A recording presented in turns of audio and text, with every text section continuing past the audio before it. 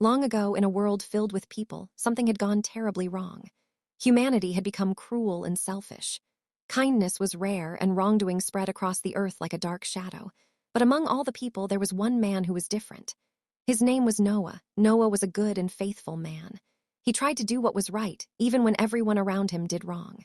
He listened, he cared, and he trusted in God. One day, God spoke to Noah.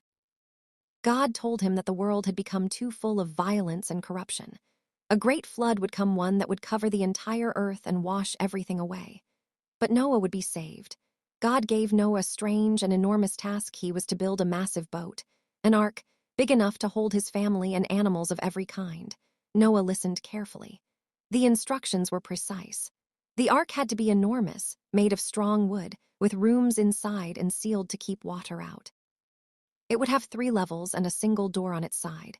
Even though Noah had never seen rain like this before, and even though people laughed at him, he obeyed. Day after day, Noah worked. He cut wood, hammered beams, and built the great ark piece by piece. His sons helped him, and together they continued, even as others mocked them. "Why are you building a boat?" People laughed. "There's no flood." Noah did not stop. After many long days and nights, the ark was finished. Then came the animals. From across the land, animals began to arrive, 2 of every kind. Lions and lambs, elephants and birds, creeping insects and grazing cattle. It was as if an invisible hand guided them all to Noah. Noah and his family welcomed them into the ark, carefully placing each one in its space. Then one day the sky darkened, clouds gathered like never before. Thunder rolled across the heavens. And then the rain began. At first, it was a gentle fall, but soon it became a roaring storm. Rain poured from the sky without stopping. Water rose from the ground, rivers overflowed, and the earth slowly disappeared beneath the flood. Inside the ark, Noah and his family waited. The ark lifted off the ground and began to float. For 40 days and 40 nights the rain fell. The waters rose higher and higher until even the tallest mountains were covered. Inside the ark, it was dark and crowded. The sounds of animals filled the air, roaring, chirping, bleating. Noah and his family cared for them, feeding them and keeping them calm. Finally, after many days, the rain stopped.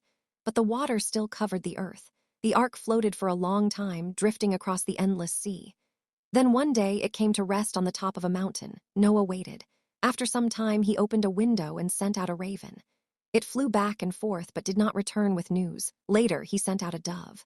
The dove returned. There was nowhere to land. A week later, Noah sent the dove again. This time, it came back with a small olive leaf in its beak. Noah knew then that the waters were going down.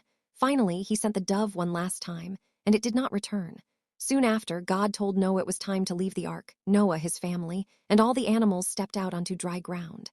The earth was fresh and new again. Noah built an altar and gave thanks. Then God placed a rainbow in the sky, a beautiful arc of colors stretching across the clouds. It was a promise. Never again